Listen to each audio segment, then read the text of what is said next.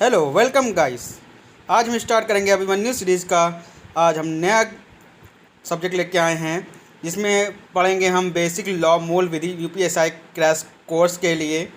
तो कोर्स पे जाने से पहले अगर आप चैनल पर नए हैं तो इसे सब्सक्राइब कर दें और ज़्यादा से ज़्यादा लोगों तक शेयर ज़रूर करें। तो चलिए आज चलते हैं हमारे आज के टॉपिक पे। अब चलते हैं हमारे आज के मोटिवेशनल कोर्स पे। कोर्स क्या है? Tough time don't lost tough people do.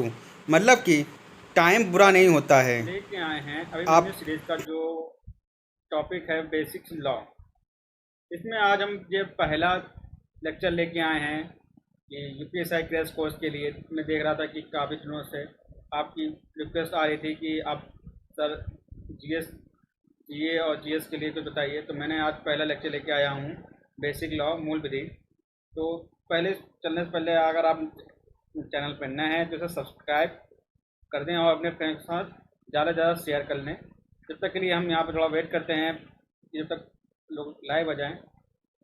अब चल तो इसके लिए आप अपने कमेंट बॉक्स में कमेंट कर सकते हैं कि आपको कोई दिक्कत आ रही है कि आपको कौन कौन से टॉपिक पढ़ने हैं और आपको कौन सा टॉपिक नहीं समझ में आ रहा है।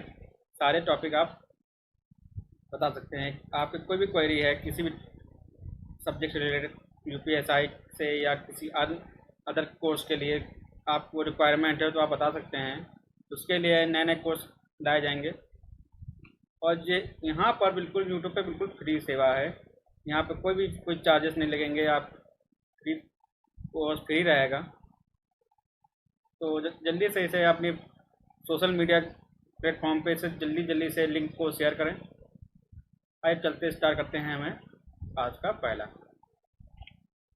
तो देखिए मूल विधि में देखिए लॉ लॉ मतलब कि लॉ बोलते हैं इसे कानून या कोड। ये सब सेट ऑफ रूल्स होते हैं। कानून की हमें आवश्यकता क्यों पड़ी कि हम कानून को हमें कहाँ क्यों लागू करना पड़ा हमारे देश में या विश्व भर में। एक मतलब कि एक नैतिक मतलब एक व्यवस्थित नियम बनाने के लिए कानून लाया गया। जैसे कि अगर किसी चौराहे पे, जैसे कि चौराहा है, गाड़ियाँ यहाँ से भी आ रही हैं, यहाँ से भी आ रही हैं, यहाँ से भी आ रही हैं, यहाँ से भी आ रही हैं। अगर कोई लॉ नहीं होता, अगर इस सिग्नल अगर इस चौराहे पे कोई सिग्नल सिस्टम ना होता, ना कोई पुलिस वाला होता, ना कोई ट्रैफिक पुलिस वाला होता, तो देखिए तब देखिए ये गाड़ी वाला इधर आने को आता और ये गाड़ी इधर आता खूब सारी लाइन में, तो देखिए यहाँ पे देखिए जाम लगने के चांसेस बहुत ज़्यादा हो जाते हैं। तो इससे एक अव्यवस्था फैल जाती रोड पे। तो इसी तरह भी रोड को अव्यवस्था ना फैले तो इस पे देखिए। और दूसरी तरफ एक नियम लगाया हुआ है। यहाँ पे देखिए चौराहे पे ट्रैफिक सिग्नल लगा हुआ है।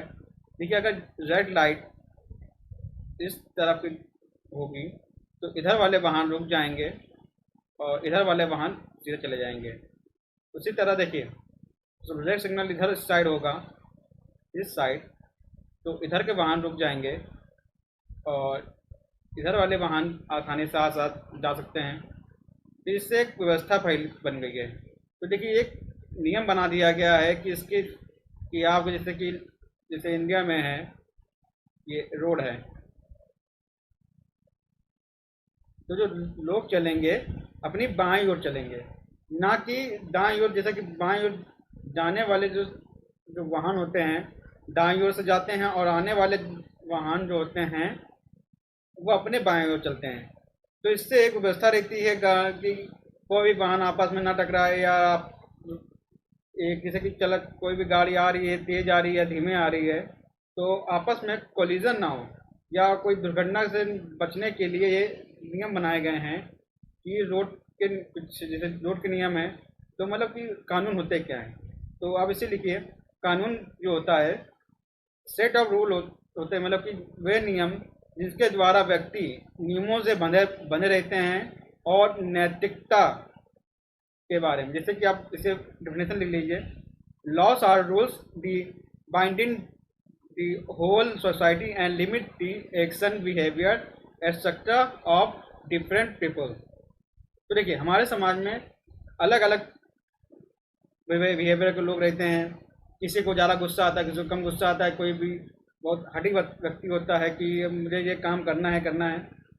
अगर ऐसा कुछ कोई भी कानून ना होता या कोई नियम ना लागू होते तो कोई भी, जैसे कि इसका लिखे जो डिफिनेशन लिखा है हमने कि बिहेवियर,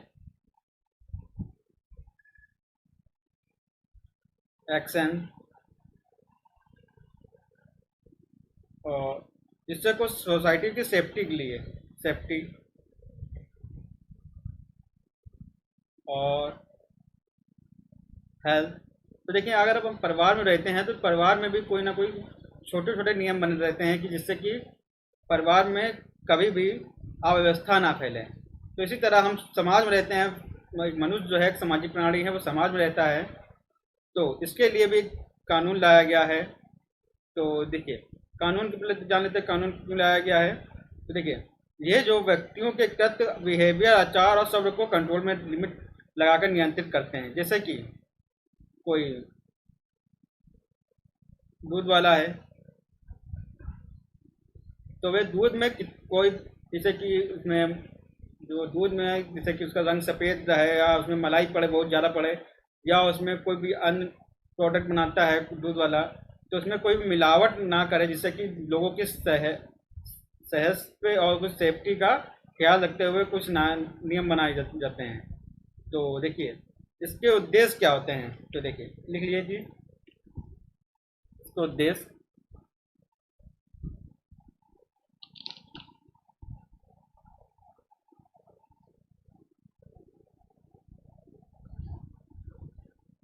उद्देश्य लिखते हैं हम लोग पहले।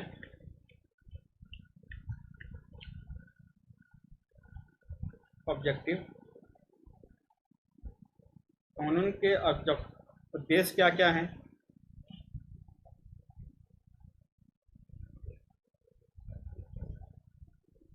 तो फर्स्ट सेफ्टी, सुरक्षा। दूसरा है रिस्पॉन्सिबिलिटी, कि लोग अपनी जो रिस्पॉन्सिबिलिटीज मतलब कि अपने कार्य को अपने रिस्पॉन्सिबल रहें, रिस्पॉन्सिबल मतलब कि उत्तरदायी। तीसरा मोरालिटी,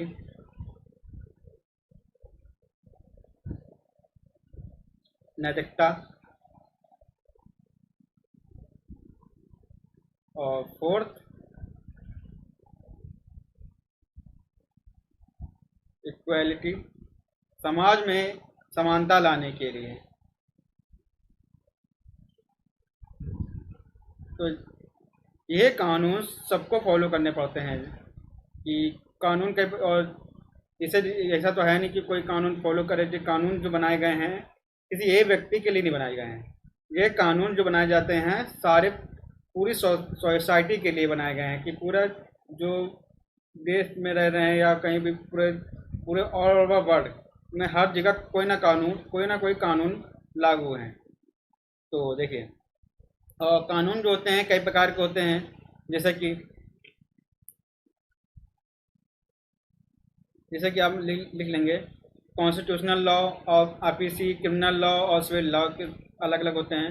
और इस सब में जो सबसे बड़ा लॉ होता है उसे बोलते हैं सुप्रीम लॉ।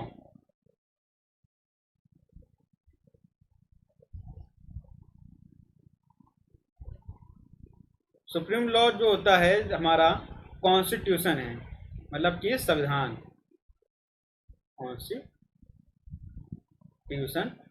मतलब कि संविधान। जो भी सारे कानून बनाए जाते हैं संविधान के दायरे में रहकर ही सारे कानून बनाए जाते हैं, चाहे वे आईपीसी हो, चाहे सीआरपीसी तहत हो, या कोई भी अन्य कोई भी एक्ट हो। सारे लॉ जो होते हैं संविधान के दायरे में रह के बनाया जाता है। जैसे कि एक कानून है आईपीसी का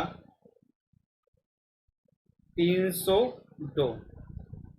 इसके तहत कोई व्यक्ति जैसे किसी ने मर्डर किया है तो उसका यह कानून उस व्यक्ति को हिरासत में लेके उसे जेल भेजकर उसे कोर्ट के समक्ष पेश करके कोर्ट उसे उसे फांसी की सज़ा या जेल में वो रहने की सज़ा या फिर उसे बरी कर सकती है। जैसे कि अगर सबूतों के तहत अगर उसने सबूत उसके खिलाफ पाए जाते हैं तो उसे फांसी की सज़ा या तो उसे जेल की सज़ा दी जाती है। मतलब कि इस कानून के तहत दंड दिया जाता है, मतलब कि उसकी जो राइट ऑफ लाइफ है उसको इम्प्लीमेंट कर लिया जाता है। तो इससे राइट ऑफ लाइफ, अगर कोई व्यक्ति किसी कानून का उल्लंघन करता है तो उसे उसके तहत कार्रवाई करा जाता है, जिससे कि किसी समाज में किसी के प्रति उसको नुकसान पहुंचा रहा है तो उसके तहत उसके कानून के तहत मतलब संविधान के तहत उसे जो अधिकार दिए गए हैं तो उससे अधिकार वो छीने भी जा सकते हैं। ऐसा तो है नहीं कि कोई व्यक्ति है मन आया किसी को भी मर्डर कर दिया या किसी को लूट लिया या कि कहीं पे चोरी कर ली। तो इस तरह से कृत्यों को जो गलत काम है उन्हें रोकने के लिए कुछ कानून लाए गए हैं जो संविधान के दायरे में रह के भी उसे पूरा किया जाता है। तो ये कानून संविधान के तहत बनाया गया है और सुप्रीम कोर्ट कुछ कानून को रद्द भी कर सकता है। और जैसे कि कुछ कानून जैसे वो लोग का उल्लंघन करता है, जैसे कि एक कानून था पहले आईटी एक्ट 2000 के अंदर एक 66A, इसके अंदर जब सोशल मीडिया के तहत अगर कोई भी व्यक्ति किसी की बुराई भी करता था तो उसे गिरफ्तार करके उसके तहत सज़ा दी जाती थी। और संविधान ने इससे राइट टू जो संविधान राइट टू स्पीच मतलब कि अभिव्यक्ति की आज़ादी, अभिव्यक्ति की आज़ादी पे रोक लगाता था। तो ऐसा तो है नहीं कि आदमी किसी के बारे में राय दे रहा हो या उसके बारे में कुछ बता रहा हो तो उसे बुराई ही लगे। तो इस तरह के कानून को सुप्रीम कोर्ट के द्वारा हटाया भी गया था। और बेसिक लॉ कुछ जो होते हैं डेली एक्टिविटी में जो हमेशा यूज़ होते हैं, जैसे कि हम लोग घर से निकलते भी हैं तो एक कानून के दायरे में रहते हुए नैतिकता के तहत उस कानून को फॉलो करते हैं। तो कानून भी कई प्रकार के होते हैं, जैसे कि कॉमन लॉ एक होता है कोई कॉमन लॉ जो होते हैं नॉट बाय एनी एक्ट, मतलब कि किसी भी अधिनियम के तहत नहीं बनाए जाते हैं, के तहत नहीं। ये कानून बनाए जाते हैं डिसीजन ऑफ कोर्ट के तहत, डिसीजन ऑफ कोर्ट के तहत। तो इस कानून और कुछ कानून होते हैं, कुछ अलग कानून होते हैं, जैसे कि दूसरा कानून है स्टेचुटरी लॉ।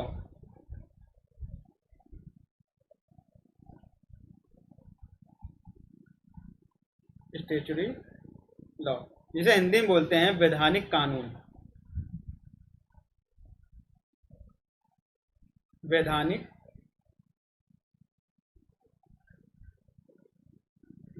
कानून,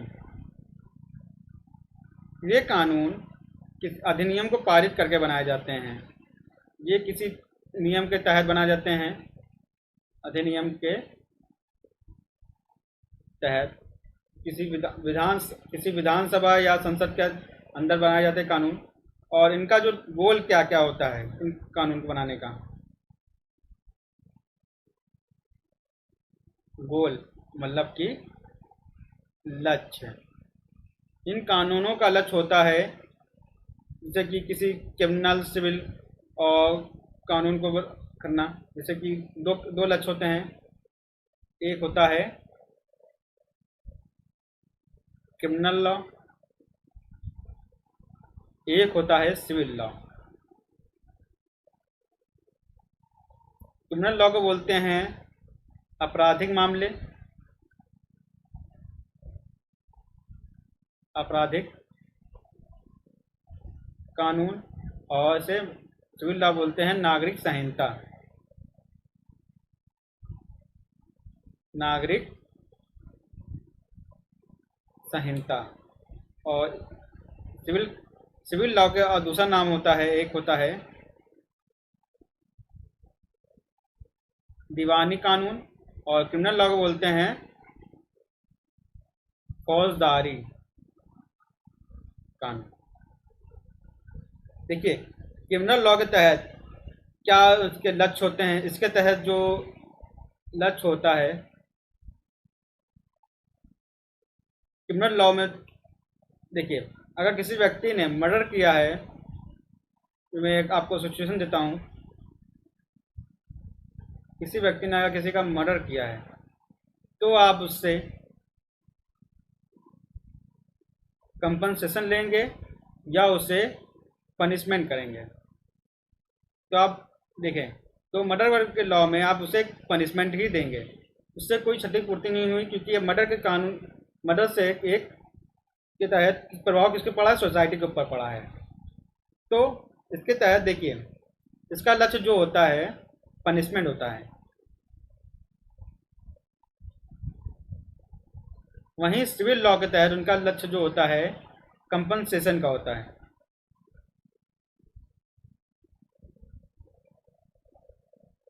कंपनसेशन का इसके तहत मुझका कहना कि मतलब है कि किसी व्यक्ति के द्वारा किसी निजी मतलब किसी प्राइवेट मतलब कि कोई व्यक्ति है किसी व्यक्ति की ज़मीन पर हड़प लेता है, या किसी का घर हड़प ले गया, या कुछ आपसी में कोई विवाद हो गया, तो उसके तहत कोई भी कोर्ट के तहत उसका निष्पादन किया जाता है।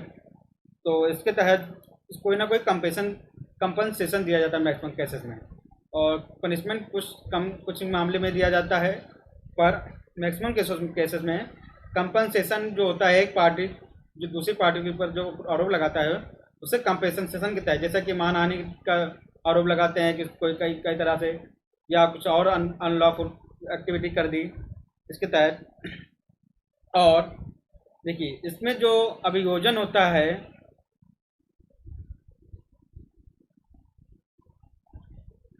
अभियोजक, इसमें मैक्सिमम केसेस में गवर्नमेंट होती है, क्योंकि ये क्रिमिनल लॉ जो होता है एक सोसाइटी को इफेक्ट करता है। और जहाँ पे जो सिविल लॉ होता है एक प्राइवेट पार्टी को, मतलब कि एक कुछ व्यक्ति जो होते हैं, सम ग्रुप ऑफ जो मतलब कि स्मॉल क्वांटिटी के जो सोसाइटी है, जैसे कि कोई परिवार है या कोई मोहल्ला है, वहाँ पर आपसी में विवाद हो गया एक दूसरे एक व्यक्ति एक ग्रुप के दूसरे ग्रुप से, तो इस तरह के में प्राइवेट पार्टीज होती हैं, दो प्राइवेट पार्टीज का होता है। और उसमें जो प्रभाव पड़ता है,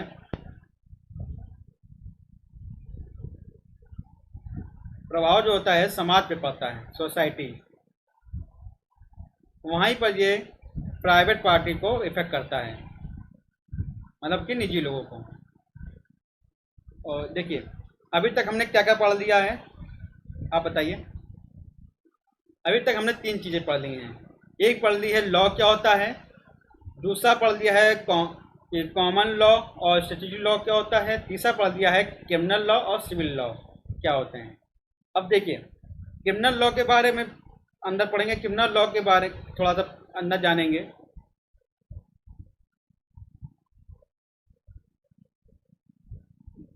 क्रिमिनल लॉ, आपराधिक कानून, आपराधिक कानून। आपराधिक कानून के क्राइम व अपराध संबंधित होते हैं, जिसमें वो हार्मफुल किसी करता, हार्मफुल जैसे लिख देता हूँ, हार्मफुल करना किसी को, डेंजरस और हेल्थ, सेफ्टी और प्रॉपर्टी, मोरल बिहेवियर,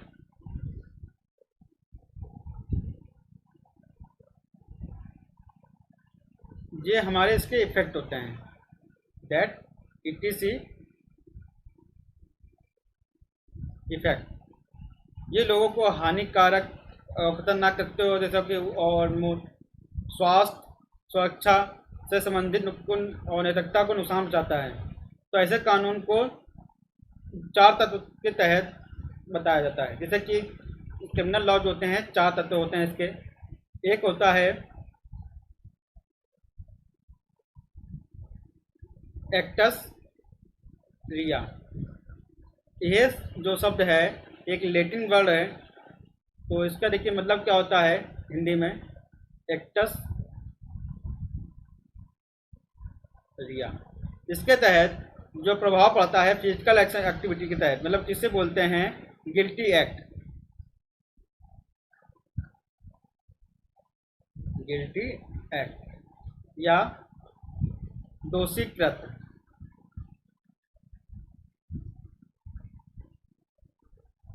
दोषी कृत्य, इसके तहत फिजिकल एक्शन एक्टिविटी होती है, मतलब कि जैसे कि मान ले जैसे कि किसी व्यक्ति ने किसी को कोई भी नुकसान पहुंचाया या किसी को कोई क्षति पहुंचाई, मतलब कि उसका फिजिकल, मतलब कि हाँ उसके फिजिकल के द्वारा ही कुछ ना कुछ कोई कृत्य हुआ। तो ऐसी एक्टिविटी के तहत जो कृत्य होते हैं वह एक्टस रिया के तहत आते हैं। और दूसरा जो होता है मेंस रिया।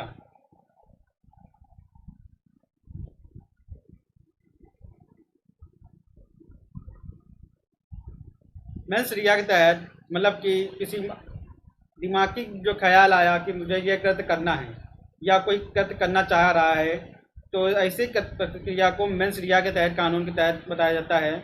तो इस कानून को बोल सकते हैं गलत सोच या आपराधिक अभिप्राय,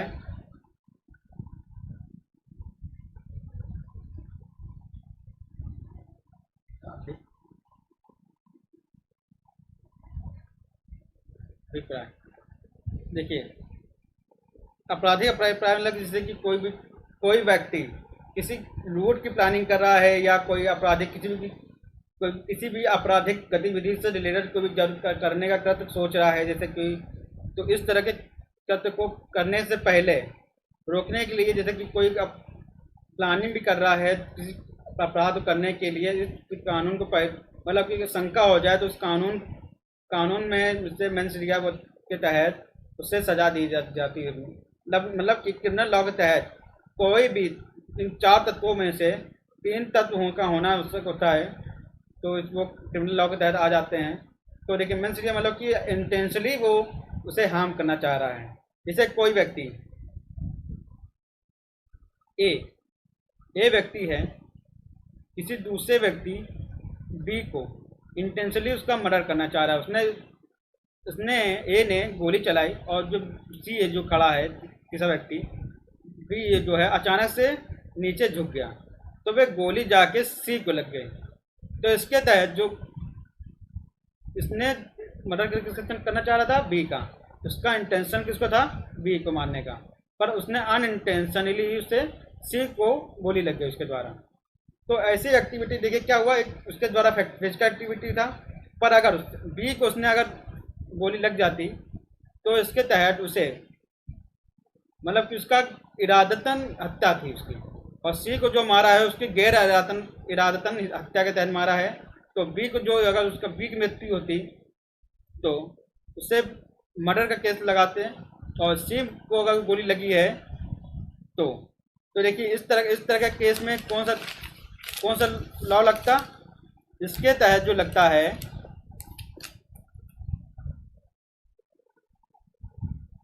कल्पेबल होमिसाइड। तो देखिए अब इसके और तीसरा लॉ क्या चीज़ है।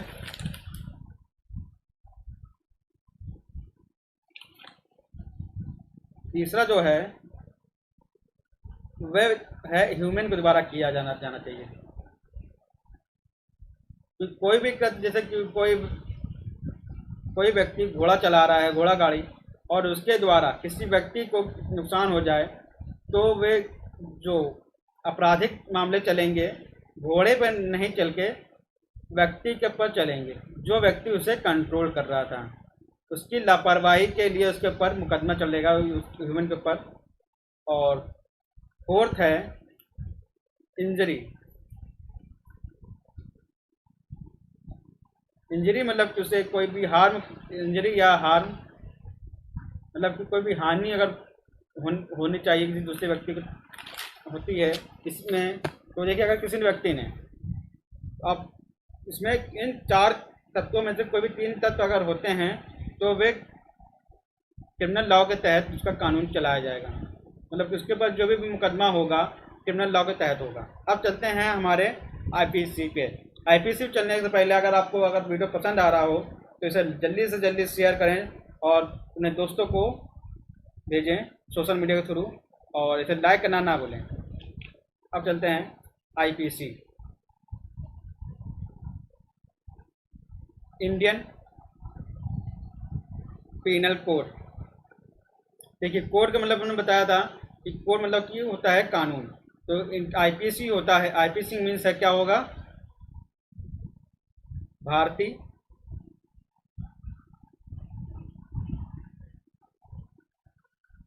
दंड